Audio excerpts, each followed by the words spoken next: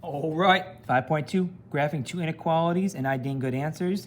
Might as well call this section super fun because it is the most fun you'll have all year long. Today, cover some good information. It will be a lot, so if you need to rewatch the video, please do so. Let's jump right into this. Today I'm gonna do problems 4 and 6 for you guys. We'll go ahead, let me get 4 right in the middle there. Well, we have two inequalities. They already graphed them for us, but they did not shade, so we have to do that. And we have to identify 3 answers, which we'll do at the very end. First things first, let's just go ahead and identify our m, which is slope, and our b, which is our y-intercept from both of these inequalities. So for the green inequality, clearly I have a slope of 2 and a y-intercept of 1. Over here I have a slope of 1/2 and a y-intercept of -2. And just for some also quick labeling, in my green inequality, slope always has to be a fraction, so I'm going to turn this to a 2/1. And to go even further, I know my top number tells me to go up or down, depending positive or negative. And because of a +2, I know it's 2 up. Bottom number tells me to go left and right. It's a +1, so clearly that means go right. So 2 up, 1 right. Over here, same case. 1 positive, up.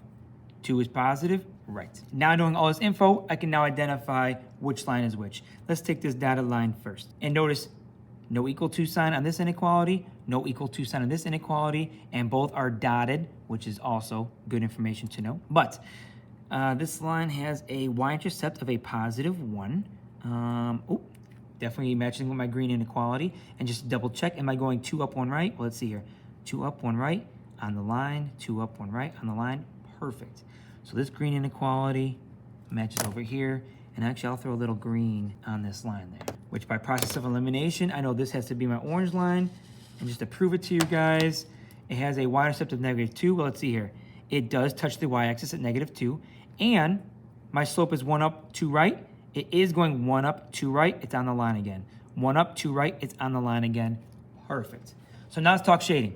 Shading is very simple, especially when in slope-intercept form. Ask yourself one easy question. If it eats the y, you shade up. If it doesn't eat the y, you shade down. And I mean above the line and below the line. So for the green one right here, my inequality sign is eating the y, so I need to shade above this green line. So this green line's here. I know it's on an angle, but going up would be this side of the line. This would be considered the upper half or above my green line. There we go. Now the whole side of that green line is shaded above. And now let's do the orange. Is my inequality sign eating the y? Yes, it is. I need to also shade above. Okay, my green line, this would clearly be above. So this whole area up here would be above my orange. Now that we're done shading, I shaded the green side of the line up. I shaded the orange side of the line up. And now I look at what's going on here. I got a section of the graph that's not colored at all. I got a section that's only orange. I have a section that's only green. And I have a section that's both orange and green. Look at this awesome, disgusting brown color, right? This is my magic section. This is the section that contains all of your answers.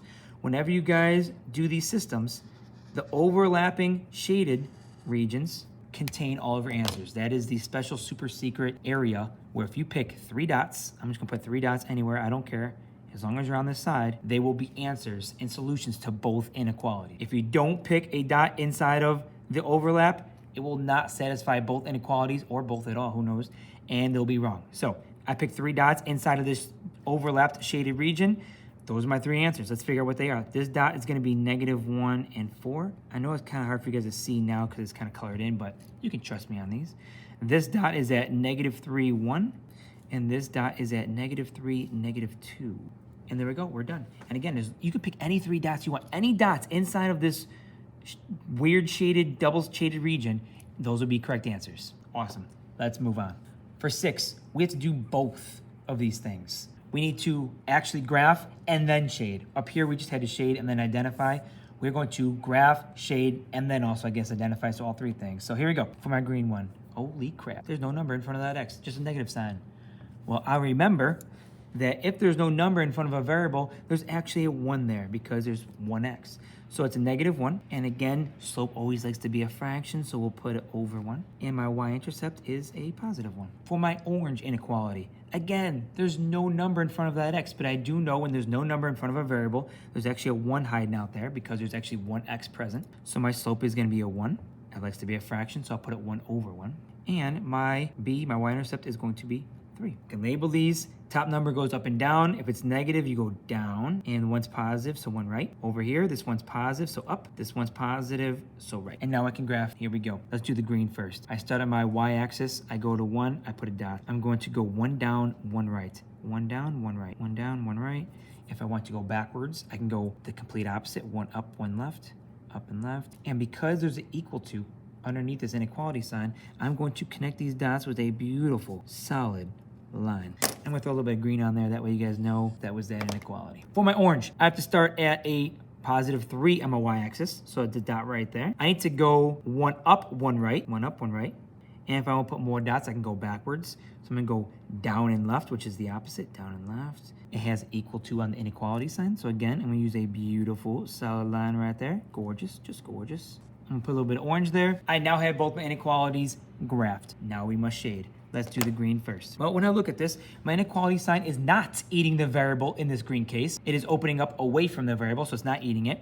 So I need to shade down. Remember, if it doesn't eat the variable, you shade down. If it does eat the y, you shade up. So my green line is here. If I want to shade down or below this line, that's going to be this half of the line. Now for the orange, again, I have my inequality sign not eating the y. So because not eating the y, I shade down. Here's my orange inequality. I shade below this line, or I go down. It's on this half, so I'm going to shade. And let's just see break this down, what this means. So now everything's done.